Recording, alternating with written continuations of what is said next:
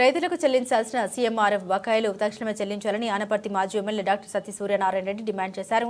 ధాన్యం అమ్మిన రైతులకు రావాల్సిన సీఎంఆర్ బకాయిలు తక్షణమే చెల్లించాలని బిక్కవోలు మండల తహసీల్దార్ కార్యాలయంలో రైతులతో కలిసి తహసీల్దార్కి వినతి పత్రం అందించారు. అన్నదాత సుఖీభవ పథకంలో భాగంగా ఒక్కో రైతుకు 40,000 రూపాయల ఆర్థిక సహాయం ఇవ్వాలని వైఎస్ఆర్ కాంగ్రెస్ పార్టీ బిక్కవోలు మండల నాయకులు, ప్రజాప్రతినిధులు రైతులతో కలిసి తహసీల్దార్కు వినతి పత్రం సమర్పించారు. ఈ సందర్భంగా డాక్టర్ సత్య సూర్యనారాయణ రెడ్డి మాట్లాడారు. కూటమి ప్రభుత్వం అధికారంలోకి వచ్చిన తర్వాత రైతులను పూర్తిగా మోసం చేసిందని, ఎన్నికల సమయంలో వాగ్దానం ఇచ్చిన అన్నదాత సుఖీభవ కింద ప్రతి సంవత్సరం ప్రతి రైతుకు 20,000 రూపాయల చొప్పున ఇవ్వాలని చెప్పి ఇప్పటి వరకు 1 రూపాయి కూడా ఇవ్వలేదని, అలాగే సీఎంఆర్ ద్వారా ధాన్యం కొనుగోలు చేసిన రైతులకు 24 గంటల్లో డబ్బులు చెల్లిస్తామని చెప్పి రైతులకు బకాయిలు పెండింగ్ లో ఉన్నాయన్నారు. వాళ్ళు ముందుగా వాగ్దానం చేసినటువంటి అన్నదాత సుఖీభవ కింద ప్రతి రైతుకి కూడా 20,000 ఇస్తామని చెప్పడం జరిగింది. మొదటి సంవత్సరం ఎవరికి ఇవ్వలేదు, రెండో సంవత్సరం కూడా ఇంకా ఎవరికి 1,000 కూడా ఇవ్వలేదు. అంతేకాకుండా రైతులకు సీఎంఆర్ ద్వారా ధాన్యం కొనుగోలు చేసి మరి చాలామంది రైతులకు బకాయిలు ఇంకా ఉన్నాయి. సుమారు 2 నెలలు గడుస్తున్నాయి. 24 గంటల్లోనే అమౌంట్ వేస్తానని చెప్పారు. ఇందులో కొంతమందికి వేసి ఈ రోజున బిక్కోలు మండలంలో సుమారు 11 కోట్ల వరకు కూడా రైతులకు బకాయిలు ఉన్నాయి. అంటే సుమారు 1000 మంది రైతులు ఇంకా ఈ అమౌంట్ రావాల్సిన వాళ్ళు ఉన్నారు.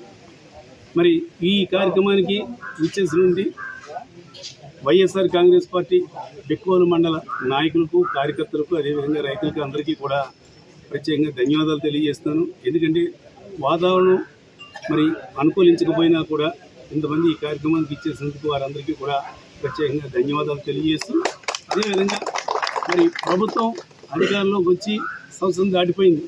వాళ్ళు రకరకాల వాగ్దానాలు చేశారు. ఏమేమి వాగ్దానాలు చేశారు అన్నది మనందరికీ కూడా తెలుసు. ఏదో అరాకొర నెరవేర్చడం తప్ప మిగతా ఏవి కూడా నెరవేర్చలేదు. ఈ రోజున రైతుకి తొలకరికి మరి పెట్టుబడి పెట్టాలంటే ఈ అమౌంట్ రావాలి. చాలామంది రైతులు ఇంకా అప్పుల పాలు అయి ఉన్నారు. వాళ్ళకు కూడా ఈ రోజున అప్పులు తీరాలన్నా, లేదంటే ఈ వ్యవసాయ పెట్టుబడులు పెట్టాలన్నా ఈ ధాన్యం ఏవైతే బకాయిలు ఉన్నాయో అది వెంటనే ప్రభుత్వం రిలీజ్ చేసి రైతులను ఆదుకోవాలి.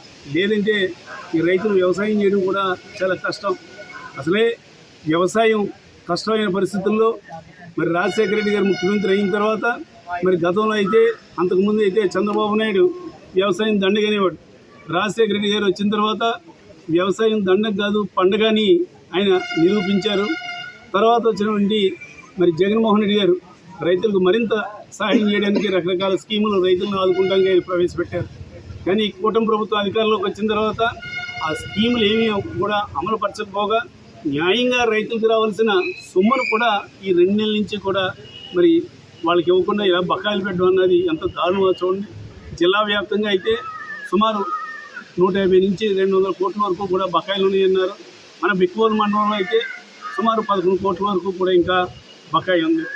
మరి స్థానిక శాసనసభ్యుడు మరి కూటమి అభ్యర్థి అయినటువంటి రామకృష్ణారెడ్డి గారు మరి ఆయన ఏం చేస్తున్నారా అన్నది మరి ఆయనకే తెలియదు.